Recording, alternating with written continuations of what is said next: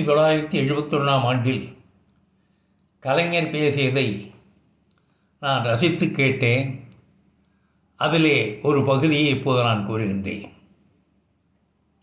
நான் பேசிக்கொண்டே இருக்கிறேன், நீங்களெல்லாம் கேட்டுக்கொண்டே இருக்கிறீர்கள்.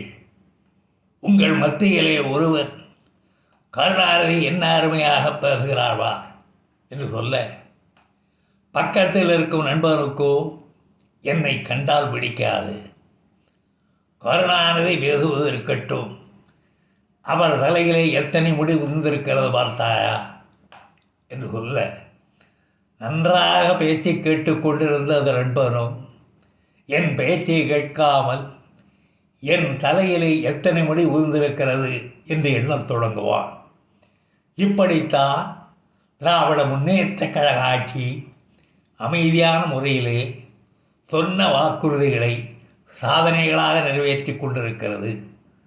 செய்த சாதனைகளை பிடிக்காத சிலர் ஊழல் ஊழல் என்று சொல்லி செய்த சாதனைகளை மறைக்க பார்க்கிறார்கள்.